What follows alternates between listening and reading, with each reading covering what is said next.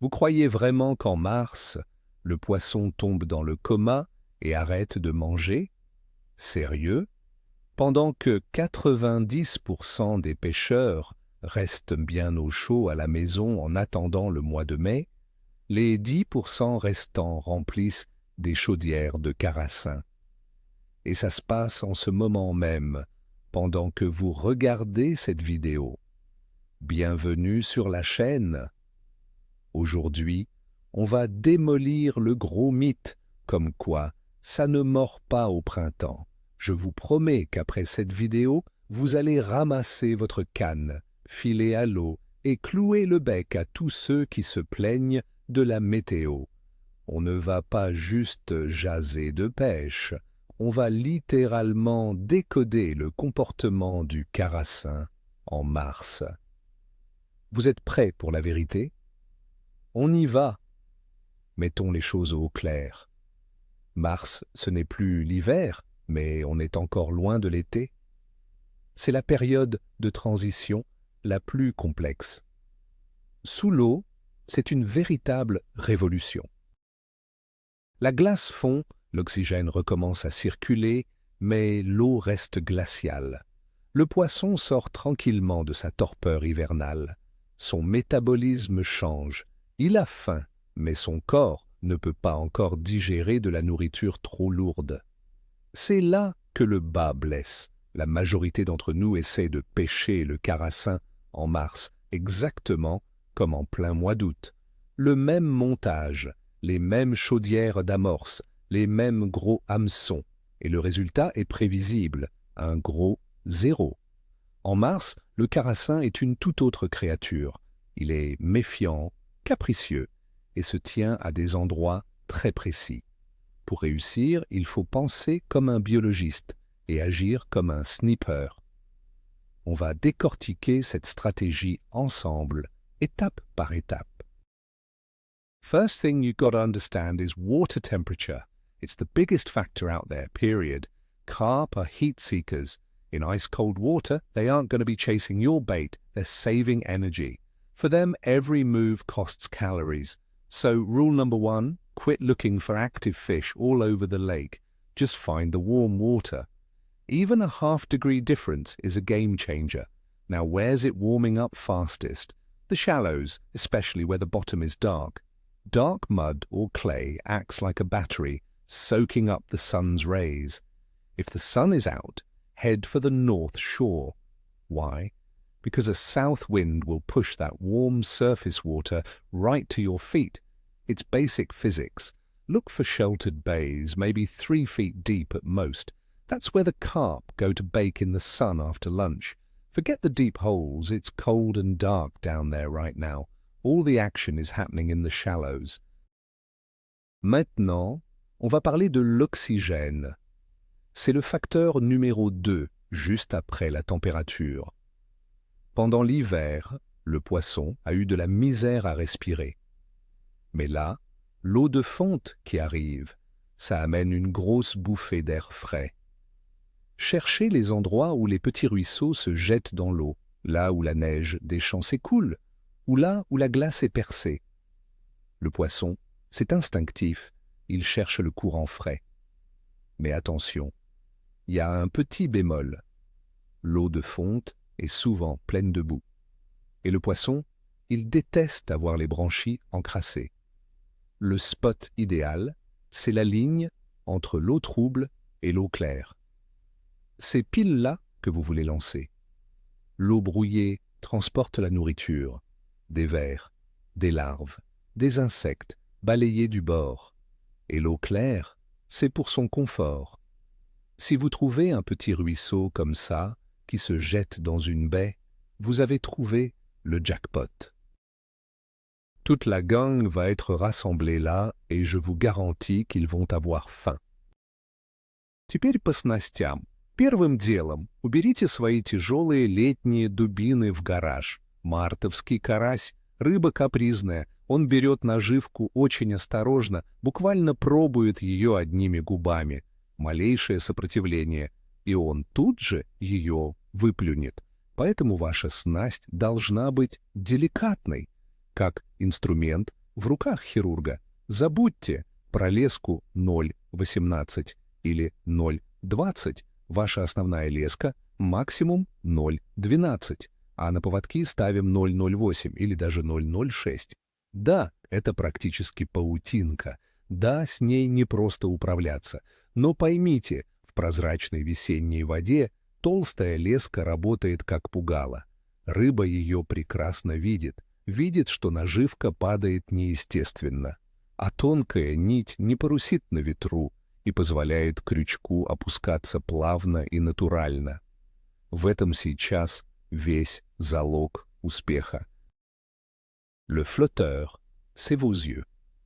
Pour réussir, misez tout sur la légèreté. 1 gramme, 1,5, 2 grammes maximum.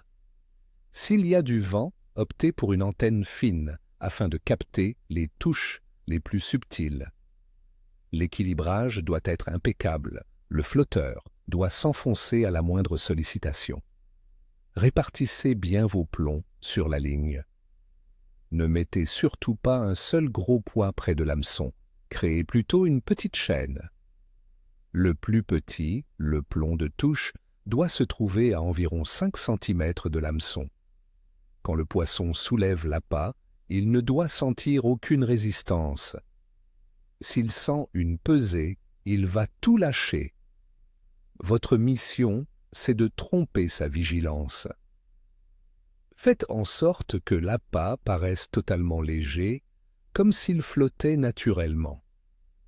C'est un jeu de chat et de souris, et c'est à vous de vous montrer le plus rusé. Let's talk about hooks. This is a topic where I see a lot of people missing the mark. I often see guys using a size 10 hook with a big clump of worms, but in the early spring, that's just not going to cut it. The fish have small mouths right now, and they're feeding on tiny snacks. You really need to switch to a size 16 or 18 hook. I know, they look microscopic, but they have to be made of thin wire and be razor sharp. That thin wire is key because it doesn't damage the bait. You want your bait to stay alive and keep wiggling on the hook.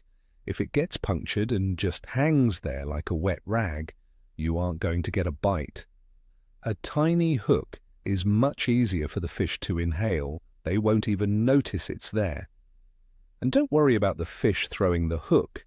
Modern small hooks have amazing holding power as long as you let your drag and the flex of your rod do the work.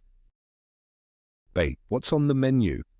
In March, carp are on the hunt for protein. They're gearing up for the spawn and need all the energy they can get.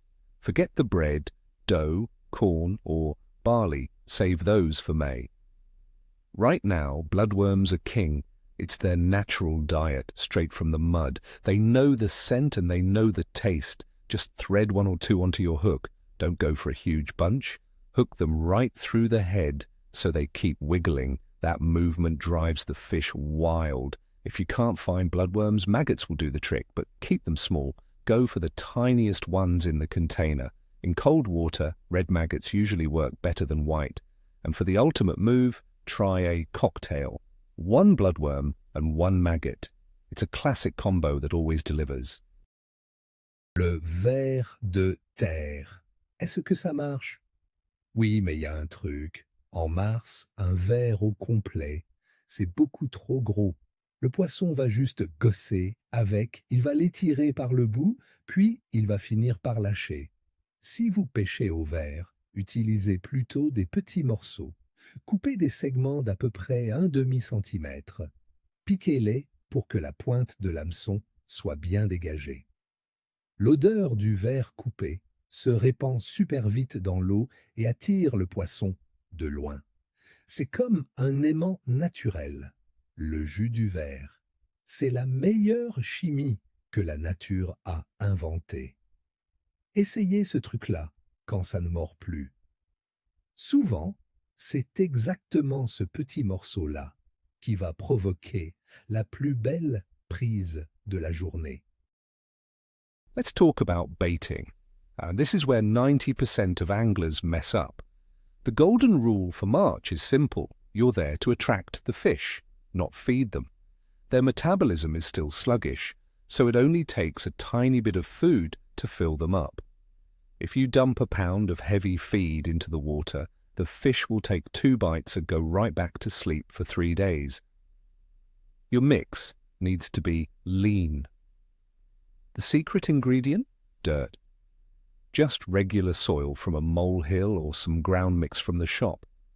Mix your bait with that soil at a 3-to-1 or even a 5-to-1 ratio. The soil creates a cloud and spreads the scent, but it doesn't actually provide any food. The fish will spend hours rooting through the dirt, looking for those tiny, tasty bits without ever getting full. That's what keeps them on your spot for hours. Honestly, if you don't use soil, you're just going to kill the action. Давайте разберем тему ароматики. Летом все просто. Клубника, ваниль, мед – это классика. Но как только вода остывает, сладкие запахи перестают работать. Для рыбы они становятся слишком резкими и неестественными. В марте на первый план выходят пряности и животные ароматы. Чеснок, укроп, кориандр или перец. Из мясного отлично работают креветка, краб и мотыль. Кстати, чеснок – это вообще секретное оружие по карасю в холодной воде. Но будьте предельно осторожны с дозировкой. В холодной воде запахи распространяются медленнее, но при этом они более концентрированные и стойкие. Тут правило одно – лучше не долить, чем переборщить. Сделайте так. Капните немного аттрактанта на ладони и просто тщательно разотрите прикормку руками. Этого обычно хватает за глаза. Не лейте химию прямо из бутылки в ведро. Так вы рискуете просто выжечь точку, и рыба будет обходить ее стороной за километр. Let's talk about ground bait color. This is absolutely critical. In the spring, the water is often crystal clear before the runoff kicks in. The bottom is naturally dark, so if you drop a patch of bright yellow or white bait down there, it's going to act like a spotlight. Small fish are terrified of light patches because they know they'll be an easy target for predators like pike or perch. Even carp will be wary of it. Your ground bait should be black or dark brown. Use a specialized bait dye or just mix in some dark soil to tone it down. The goal is for the bait to blend in perfectly with the bottom. You want the fish to find it by scent, not by sight. It's all about making them feel safe. Create a comfortable feeding spot for them, and they'll reward you with plenty of bites. Now let's talk feeding strategy. Forget about those massive orange-sized balls of bait. You're just going to spook the fish with all that splashing. In March, you've got to be subtle. Just toss in one tiny ball about the size of a walnut. Or if you're using a feeder, go with the smallest one you've got. You want that splash to be practically silent. Fish are really skittish this time of year. One wrong move and the whole school will shift 5 meters away. It's much better to drop in a little nugget every 20 minutes to keep them interested, rather than bombing the water like an artillery strike. And if you're float fishing, don't even bother making balls. Just toss in some loose ground bait to create a nice cloud. That vertical column of bait will pull fish in from a long way out. Забудьте про летнюю привычку сесть в кресло, закормить точку и ждать у моря погоды. В марте все иначе. Рыба сейчас малоподвижна. Если за полчаса вы не увидели ни одной поклевки, не сидите зря. Чуда не будет. Рыбу нужно искать. Отойдите на 10 метров в сторону, поиграйте с глубиной, проверьте коряжник или камыши. Сейчас рыба стоит очень локально. Вы можете находиться буквально в метре от стаи и ничего не поймать просто потому, что не докинули. Активный поиск – это ваш единственный ключ к успеху. Будьте налегке, минимум вещей, складной стул и удочка в руках. Пробурили лунку, проверили и пошли дальше. Кто ищет, тот всегда найдет свои серебряные слитки. А статичная рыбалка в марте – это верный путь к пустому садку. When it comes to timing, forget about those 4 a.m. wake-up calls. In the early spring, the water is at its coldest after the night, and the fish are still dormant. In March, The bite usually doesn't pick up until closer to noon, once the sun has had a chance to warm things up. Your golden window is from 11 a.m. to about 4 p.m. As soon as the sun starts to dip, the temperature drops and the bite shuts off like a light switch. Use this to your advantage. Get some sleep, have a good breakfast, and aim to be on the water by 10 a.m. Trust me, you aren't missing a thing. In fact, you'll arrive fresh and ready to go right when the fish are starting to feed. It's one of those rare moments where being a little lazy actually makes you a better angler. Faut savoir jouer avec l'appât. En mars, le poisson aime ça quand ça bouge, mais attention, faut y aller vraiment mollo. Si ton bouchon reste figé, essaie de lui redonner un peu de vie. Donne un tout petit coup sur ta canne, juste de 2 ou 3 centimètres. Lève ton appât, puis laisse-le redescendre. Le traîner doucement dans le fond, ça marche aussi. Ça imite une petite bébite ou une larve qui gigote dans la vase. Souvent, ça va mordre pile au moment où tu t'arrêtes. C'est là que l'instinct du poisson embarque. La proie essaie de se sauver, alors il fonce. Mais tes mouvements doivent rester fluides, jamais brusques. Si tu donnes des coups secs, tu vas juste les effrayer. Imagine que tu manipules une marionnette. Faut être doux et précis. Ветер и рябь. Знаю, многие рыбаки не любят такую погоду, но на самом деле это наш лучший союзник. Смотрите сами, легкая волна отлично маскирует вас от рыбы. В полный штиль она прекрасно видит силуэт человека на берегу и пугается любого взмаха удилища. А вот рябь работает как естественная ширма. К тому же ветер перемешивает слои воды и насыщает их кислородом.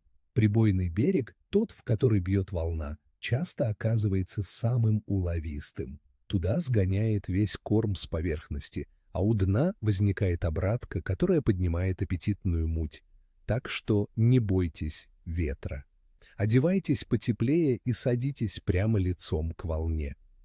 Именно здесь, в самой прибойке, часто и крутятся самые крупные караси, подбирая все, что приносит им стихия. Sondeur le fond. Quand on pêche au feeder ou au piqueur, faut pas être paresseux. Prenez le temps de bien lire le fond. Cherchez la transition où la vase devient du fond dur, ou un lit de coquillages. Ou encore, trouvez une petite cassure. Chaque petite anomalie dans le relief, c'est une cachette ou un garde-manger potentiel pour le poisson.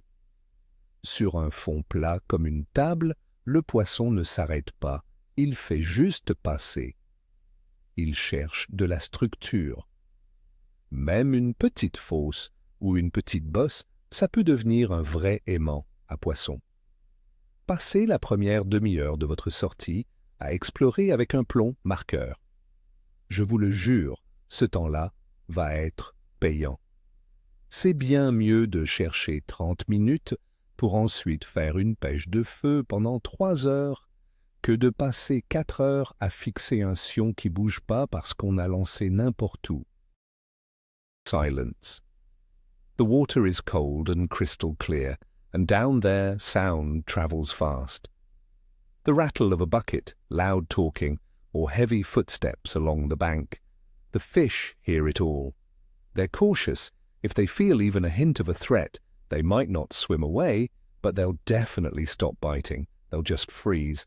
So keep it down. Don't slam your truck doors. Approach the water's edge with care, and watch your shadow. Don't let it fall over your float.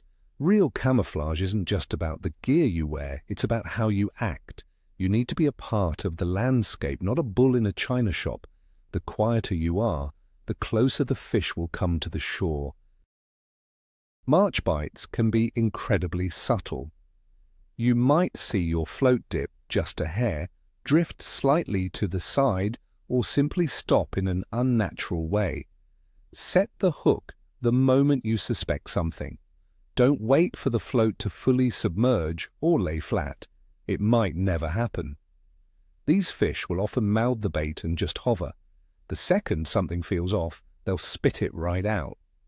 Your reaction has to be instant. Use a light, fast-action rod for a quick, sharp hook set. Avoid any big sweeping motions that could tear the fish's lip. A short, crisp flick of the wrist is all you need. Fishing is all about the mental game. Don't give up. March is a real grind. It tests your limits. You can sit there for hours without a single bump on the line. That's when most guys pack it in and head home.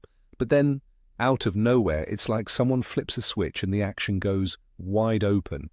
March, fishing is a game of endurance. You've got to trust your spot and trust your tactics. If you've done the work, picked the right structure, dialed in your finesse gear, and got your bait right, the results will come. The fish are there. You're just waiting for that window to open. Patience is the most important tool in your kit, and in the spring, it's everything. And finally, let's talk safety, because it's the most important part of the trip. If you're heading out on the ice, be extremely careful. March ice is sketchy. It gets soft and honeycombed, and unlike early winter ice, it doesn't always groan or crack before it gives way. Never go out alone and always keep your ice picks within reach. If you're fishing from the bank, watch your step. With the constant freeze and thaw, the mud makes those banks incredibly slick. Trust me, taking a plunge into freezing water is the last thing you want. No fish is worth your life. Make sure you layer up and wear good base layers. When you're warm and comfortable, you stay sharp and you catch more fish. Stay safe out there, and let's make sure your time on the water is nothing but a great experience. Ну что, мужики, теперь у вас на руках четкий план действий. Март – это не время для отговорок, это время включать голову и быть стратегом. Забудьте сказки о том, что рыба весной спит. Она активна и ждет вас, нужно просто сменить подход.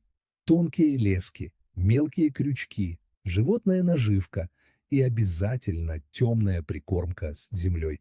Ну и, конечно, ищем участки, где вода прогревается быстрее. Вот она, формула успеха. Попробуйте применить хотя бы пару фишек из этого видео на следующей рыбалке, и поверьте, результат вас сильно удивит. Не бойтесь экспериментировать, ведь рыбалка – это и есть постоянный поиск того самого заветного ключика. Спасибо, что досмотрели до конца. Если выпуск был полезным, подписывайтесь на канал и жмите на колокольчик, чтобы не проспать сезон открытой воды. Лайк под видео – лучшая благодарность для меня. А теперь вопрос к вам. Какой ваш самый весомый трофей, пойманный именно ранней весной? Пишите в комментариях, обсудим ваши рекорды, увидимся на воде.